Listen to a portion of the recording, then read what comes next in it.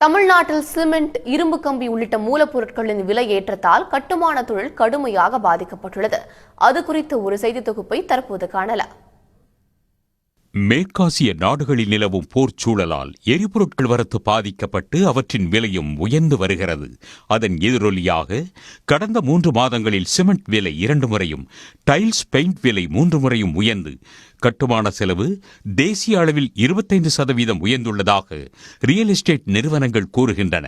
அதன்படி ஒரு சதுர அடிக்கான கட்டுமான செலவு 500 ரூபாய் உயர்ந்து 3000 ரூபாயாக ஆகியுள்ளது. கட்டுமான மூலப்பொருட்களின் அதீத விலையேற்றத்தை கட்டுக்குள் வைக்க ஒன்றிய மாநில அரசுகள் ஒழுங்குமுறை ஆணையம் அமைப்பதே இதற்கு தீர்வு என கோரிக்கை எழுந்துள்ளது. அரசாங்கத்துடைய இன்ஃப்ராஸ்ட்ரக்சர் ப்ராஜெக்டை எடுத்தீங்கன்னா அவர் போன ஏப்ரல்ல ஒரு டெண்டர் கோட் பண்ணி ஒர்க் பண்ணிட்டு இருப்பார். இப்போ அந்த ப்ராஜெக்ட் பார்த்தீங்கன்னா 1.5 இயர் 20 மந்த் அல்லது 18 மந்த் அந்த ப்ராஜெக்ட் போறப்ப இந்த புது விலைவாசினால அவர் அந்த ப்ராஜெக்டாவது ஒரு குறித்த நேரத்தில் கம்ப்ளீட் பண்ண முடியாது.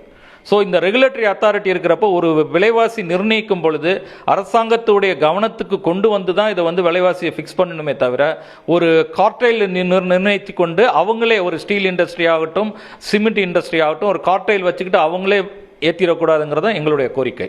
குறிப்பிட்ட பட்ஜெட்டில் வீடு கட்ட தொடங்கிய பொதுமக்களும் கட்டுமான பொருட்களின் விலையேற்றத்தால் விழி பிதுங்கி நிற்கின்றனர். ஒப்பந்த அடிப்படையில் கட்டுமான பணியில் ஈடுபடுவோரும் திண்டாடி வருகின்றனர்.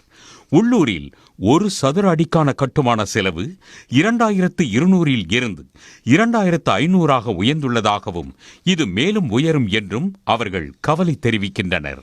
எங்களை ரொம்ப டைட் பண்ணுறாங்க. நாங்கள் முடியாதுன்னா ஒன்று வேலை நின்றுது, இல்லை கைமாறி போகுது அவங்க எடுத்துக்கிறாங்க. பட் அவங்களாம் கட்ட முடியாது, எடுத்துக்கிறாங்க, பாதியில் நிற்குது.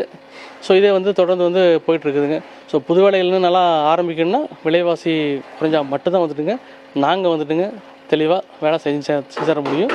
குவாலிட்டியும் கொடுக்க முடியும். நம்ம சிமெண்ட் விலை 150 ரூபாயும், ஒரு டன் டிஎம்டி கம்பி 75 ரூபாயும், பெயிண்ட் மற்றும் டைல்ஸ் 5 முதல் 10%, பிவிசி பைப், மின்சார ஒயரிங் சாதனங்கள் 30 முதல் 50% விலை கூடியுள்ளதாக கட்டுமான தொழிலாளர்கள் கூறுகின்றனர்.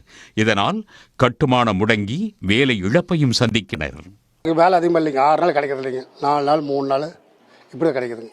விலைவாசினால் விலைவாசி பூரா ஏற்படுத்தி வீடு கட்ட மாட்டேங்கிறாங்க. கோயம்பேட்டுக்கு முதல் நான் இருந்தேன், கம்மியாக இருந்தேங்க, பிள்ளை வச்சுருக்கீங்க. அப்போ பிள்ளை அப்ரூவ்டு வேலை ஃபுல்லாக போயிடுச்சுங்க.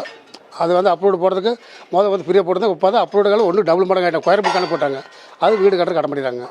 தயாரிப்பு செலவால் விலை கூடும் பொருட்கள் மட்டுமின்றி மணல் ஜல்லி விலையும் உயர்ந்து வருவதால் கட்டுமான துறையினர் செய்வதறியாமல் திகைத்து போய் உள்ளனர்.